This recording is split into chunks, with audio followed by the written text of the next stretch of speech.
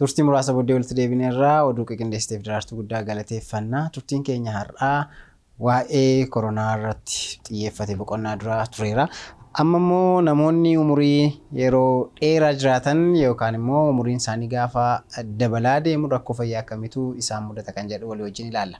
Egaa dhaabbanni fayyaa addunyaa bara 2050tti lakkoofsi namoota umuriin isaanii 60 ol ta'uu isaan irra jirurraa dhibbantaa 20-30 dabaluu danda'a waan jedhu kaa'eera. Gara namoota biliyoonii 2 ta'uu danda'u bara 2050tti waan jedhu kaa'ee jira.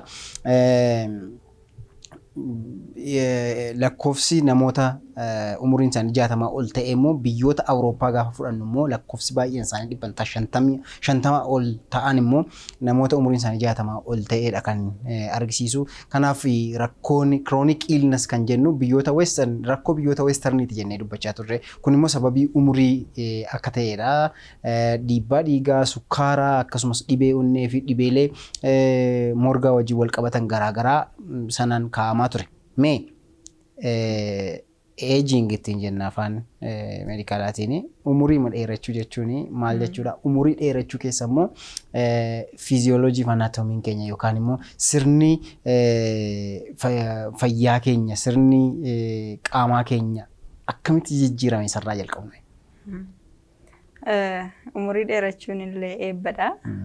Waggoota dheeraa jiraachuun jechuudha. Garuu amma waa'ee haasa'uun kan barbaachisuu fi namni umurii dheeratee yeroo jiraatu fayyaa guutuu akka qabaatuu fi namarratti akka hin hirkanne ofii gargaarsa malee socho'uu akka hin dandeenye waggoota gara dhumaa jiran sana otoo hin jaallatiin of jibbaa yookaan immoo injooyii otoo hin godhin akka hin dabarsineef jechuudha.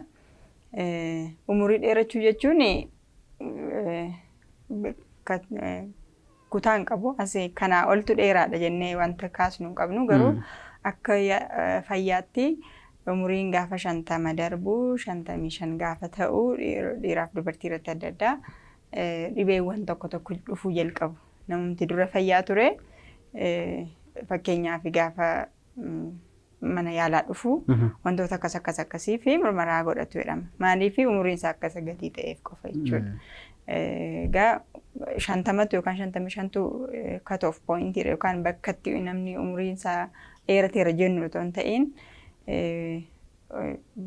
qaamni keenya duratti naguma hojjetaa ture wantoonni tokko tokko isaa jijjiiramaa deemanii dadhabuu yeroo isaan jalqabantu dhufa. Kanaaf of eeggannoo waan barbaachisaniif jechuudha. Akka biyya keenyaatti umurii dheerachuun yaannu life expectancy jedhama sana. Amma gara waggaa 60 nu godhaniiru natti fakkaata. 60. Life expectancy biyya keenya biyyoota kaanitti umuriin isaanii baay'ee dheeraa life expectancy jechuun namoonni baay'een umurii hammamii jiraatu isa jedhu gaafa ilaalamu baay'ee ol ka'aadha. Kanaaf namoonni dullooman biyya isaaniitti baay'eedha. Sababii sirriitti of eeggannoo godhatanii fi yaala gaarii waan argatanii fi nyaata walqixxaataa waan argataniif sababoota adda addaarraan kan ka'e bakka isaan jiraatan haalli jireenyaa isaaniis waan gaarii ta'ee fi umurii dheeraa jiraachuu danda'u. Egaa umuriin kun amma dabalaa deeme wantoonni dhufan jiru. Isaan sana yeroo hundumaa yaadachuu barbaachisa jechuudha. Egaa yeroo namoonni umuriin keenya dabalaa deemu rakkooleen fayyaa dhufaa deeman maal faatu jirame isaan ilaalume warri common jedhaman dhuguma beekamaadha. Konkolaataa tokko yoo fudhatte konkolaataan waggaa 2 irraa hojjetamee fi konkolaataan har'a hojjetame tasa wal qixxee miti. Gommaansaa qaamni isaa rakkoo godhata. Akkuma kana namni sekondii tokko gaafa itti dabalataa deemu jireenya isaatti wanti seeliin isaa dadhabaa deema akkasumas immoo wanti qaama isaa keessaa irrataa deemus dadhabaa deemus jiraachuu danda'a. Kanaaf warri common ittiin jennu rakkoo akkamiidha umuriidhaan kan dhufuu danda'an? Egaa fiizikaalii jechuun qaamuma irratti sosocho'iinsa irratti yoo jalqabne rakkoon buusaawwanii fi maashaawwanii umurii deemu wajjin mul'ataa dhufu. Fakkeenyaaf rakkoon dugda nama dhukkubu, morma nama dhukkubu, jilbii bakkuma buusaan jiru bakka lafeen keenya lamaanitti wal argu kuni dhibee godhachuu jalqaba jechuudha. Kun umurii wajjin wal qabatee yeroo baay'ee dhibee mudatudha. Akkasuma maashaan kun jabaataa deema isa duriirra wal harkisa jechuudha. Lafeen keessi isaa laafaa deema. Umurii nama deemaa deemu ergi umurii dullumaarra gahamee booda lafeen jabaataa miti dadhabaa deema laafaa deema jechuudha.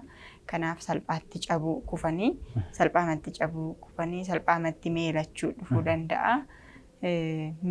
Maashaan lafeen buusaan wantoota qaama keenya keessaa umurii wajjin wal qabatanii miidhaa dhibee fiduu danda'an keessaa isaan jalqabaati jechuudha. Lammaffaan yoo ilaalle cognitive impairmentiin hammii dandeettii waa yaadachuu, waa hojjechuu, hojii sammuu jechuudha. Hojiin sammuu kuni gadi bu'aa deemuu danda'a. Tasuma baay'ee dadhabuu danda'a. Inni egaa cognitive impairmentiin yookaan haalli dandeettii sammuu keenyatti hojjetuu fi waa yaadatu gadi bu'uunsa normaalii ta'uu danda'a. Amma umuriin guddachaa dulloomaa deemu gadi bu'aa deemuu danda'a. Garuu yoo amma namni ittiin jireenya jiraachuu danda'u gadi ta'e garuu dhukkuboonni tokko maqaa kan itti godhaman jiru jechuudha. Waan akka Alzheimer's, dementia kan jedhaman umurii wajjin wal qabatanii delirium kan jennu age related jedhamu. Wanti kun warreen kun baay'een isaanii umurii kana wajjin kan dhufan jechuudha. Kanaaf dullumaa wajjin waa irraanfachuun waa sirriitti sammuu ofii keessatti yaadanii akka yeroo kaanii ammuma herreega wayii hojjetanii fiduuni dadhabamuu danda'a. Garuu kun yoo waama hundumaa irratti yoo cime waa yaadachuu hundumaa yoo irraanfatan manatti galan yoo irraanfatan nama duratti wajjin dhalatan nama duratti mana keessa wajjin jiraatanii ateenyu jechuu yoo jalqabanii inni sun maqaa qaba dhukkuba kan biraadha jechuudha. Dhukkuboota maqaa qaban ta'uu gaasaan. Garuu cognitive impairmentiin kun jechuun gadi bu'iinsi hamma hojii sammuu keenya umurii wajjin akkuma kana gadi bu'aa deema jechuudha. Dabalataan namoonni kana dura dhukkuba qaban fakkeenyaaf namni dhiibbaa dhiigaa qabu, namni dhukkuba sukkaaraa, dhukkuba onnee, dhukkuba sombaa, dhukkuba kalee kamiyyuu dhukkuba yeroo dheeraa namarra turu kamiyyuu namni qabu hamma umuriin dabalaa deemu dhibichi itti cimaa deema. Gara cimaatti gara hin yaalamnetti deemuu danda'a. Kanaaf namoonni dhukkuba akkasii qabanii sirriitti yeroo jalqabatti mamirraa kaasanii dhukkuba isaanii sirriitti to'annoo jala oolchuu hordoffii godhachuutu isaanirra jira jechuudha. Akkuma kana qaamumti normaalii sila function godhu fakkeenyaaf kaleeni duruma nagaa kan ture yeroo namni umuriin deemaa deemu dadhabaa waan deemuu fi waama xinnoodhaan miidhamuu danda'a. Qorichuma yeroo dargaggeessa turan liqimsanii homaan taane ergi dulloomanii booda hiddi dhiigaa gara sanatti deemu gatii dhiphachaa deemuu fi kaleenis onneenis dadhabaa waan deemtuu fi qorichuma dura fudhatanii nagaa ta'anii gaafa dullooman fudhachuun isaanii miidhaa irraan gahuu danda'a jechuudha. Dubartoota irratti umuriin deemu wajjin wal qabatee keessuma kan umurii sirriitti beekamu kan ta'u gara 45 yoo darbee gara 45 darbee 50 darbee gidduu sana kan jiru baay'een isaanii naannoo 43 45 keessa jalqaba. Marsaan laguu dhaabbachuurraan kan ka'e hormoonii qaama isaanii keessaa dhumu jira. Sababa umuriin sun dhumeef jechuudha. Sanarraa kaasee mallattoowwan dhufan tokko jiru. Keessuma baay'ee jireenya isaanii fokkisaa kan godhu jiru. Dhibeen kun itti cime jechuudha. Postmenopausal syndrome kan jedhamu ergi marsaan laguu dhaabbatee wantoota dhufan jechuudha ni maqaan isaayyuu. Kanaaf ho'iinsi qaamaa callumalee turee dabalu dhufeema akka namatti bulluquu tokko akka dafqisiisuu godhee darbu akka kana dhaqna nyaataa godhachuu amalli jijjiiramuu isuma nama duratti nagaa nama mala gaarii amalli jijjiiramuu waa maxinnoodhaan mufachuu waan akkasii fidee dhufa jechuudha. Kun umuriin wantoota inni namatti fidu keessaa isa kan biraadha keessumaa dubartoota irratti jechuudha. Kanaafuu egaa dhibee baay'ee kaa'uu dandeenya. Dhibee leemtii kanaan duran turres immoo sababii umurii nutti dhufanii jiraachuu malu dhibeeleen sila jennee dhukkuba sukkaaraa onnee kun illee dhufuu danda'u umuriin gaafa dabalaa deemu. Egaa wanta baay'ee fiduu danda'a. Akkuma sila jennee wanti tokko hojjechaa yoo ture dhugaatti wanti ta'e irra gahuu danda'a waan ta'eef. Mee namoonni tokko hin dulloomanii jedhamu. Bakka 60 ta'anii humna cimaa qabu 70-80 ta'anii illee kan hojjetan jiru ispoortii kan hojjetan jiru. Egaa namoonni akkasii kun jeenetikaalis waa qabaachuu danda'u akkasumas immoo laayifstaayilii dabarsan waa jiraachuu mala. Walumaa galatti namoonni dullumni isaanii bareedaa akka ta'u yookaan immoo umuriin isaanii gara dhumaa bareedaa akka ta'u maal gochuu qabu gara dargaggummaatti? Egaa gara dhumaa sana bareechuudhaaf harka meebiigaa harka keenya kan jiru amma umurii dargaggummaa irratti namni hunduu harkarraa kan qabu sochii qaamaatiin ni jalqaba. Fiizikalii aktiivii ta'uun baay'ee barbaachisaadha.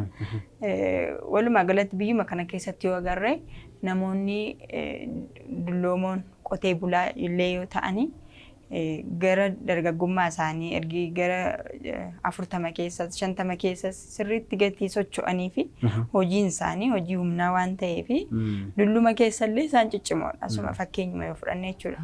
Gara magaalaa kan jiran garuu umurii wal fakkaataa irra ta'ee qaamni isaanii hamma sana cimaa miti. Dhibee hamma sana hin dandammatanii mana yaalaa gaafa dhufan illee dhukkubbiin hamma mii danda'u isaan yeroo ilaallee wal qixa miti jechuudha. Kanaaf namni sochii qaamaa gochuun baay'ee barbaachisaadha. Hammuma isaa danda'ame. Sochii qaamaa gaafa jennu akkuma akka umuriitti jira. Namni tokko umurii isaa waggaa 5tti mucaan waggaa 5 maal aktiviitii akkamii qabaachuu qabdi. Waggaa 15tti jiree umuriidhaan jira. Kanaaf umurii dargaggeessaa irra gaafa ga'u waan akkamii hojjechuu danda'a. Rakkoo fayyaa kan biraa yoo qabaate namni suni rakkoo fayyaa sana wajjin wal qabate yoo xinnaate maal gochuu danda'a fiizikaalii.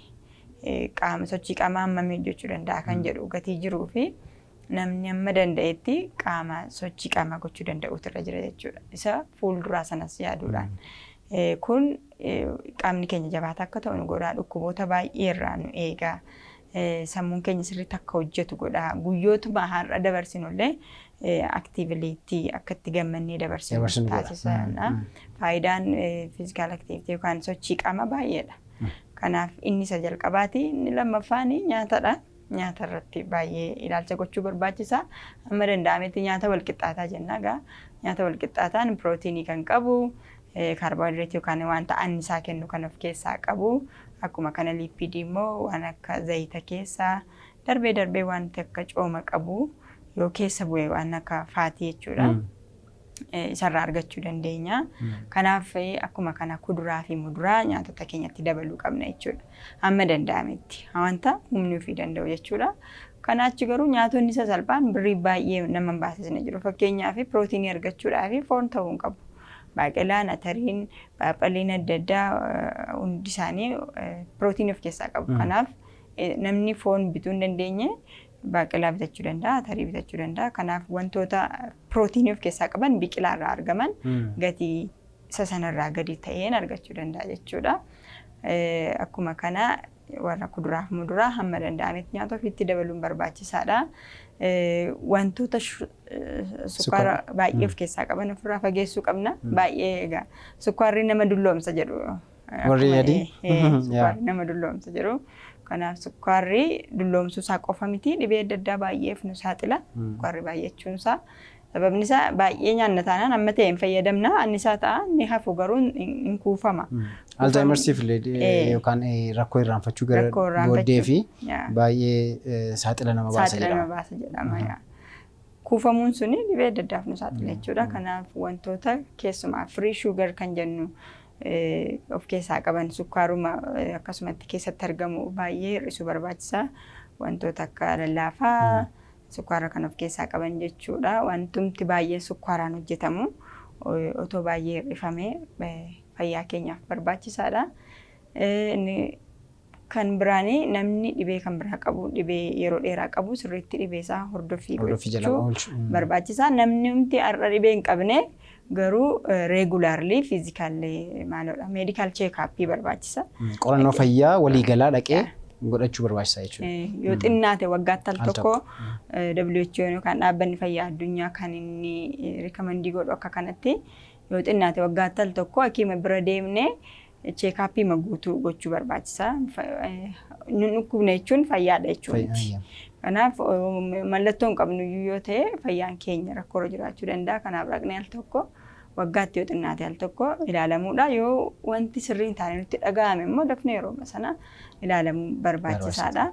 Kun otoo dhibeewwan iddoo cimaarraan gahiin bira gahuudhaaf nu barbaachisa jechuudha. Akkasuma nyaatawwan coomnitti baay'atu, nyaata guggubamu baay'een warreen akkasii keessuma wanti ibidda irratti gubamu aarri keessatti baay'atu amma qorannoon jiru kaansarii wajjin walitti dhufeenya qabu jedhamee waan shakkamuu fi isas ofirraa fageessuu barbaachisa. Baay'isuu hin qabnu jechuudha. Kaansaroonni adda addaa akkuma kana umurii dheerachuu wajjin waan walitti dhufanii fi isaaniin ofirraa fageessuun barbaachisaadha. Akka kanatti dhuma keenya xiqqoo akka inni gaarii ta'u gochuu dandeenya jechuudha. Egaan daawwattoota keenya walumaa galatti sochii qaamaa gochuun ijoollummaa irraa kaasnee hamma hojjechuu dandeenyutti amma dullumaatti illee hojjechuu qabna. Sochii qaamaa gochuun baay'ee barbaachisaa akka ta'e nyaata nyaannuu eeggannoo gochuun namoonni waggaa 40 olii immoo sukkaaraa fi wanta coomitti baay'atee fi alkoolii qabu alkoolii baay'isaniitu dhuguu baatanii fi tamboo xuuxuunis akkasuma dhorkamaadha xuuxuu dhiisanii gaariidha. Egaa namni tamboo xuuxulleen dulloomuu jedhama.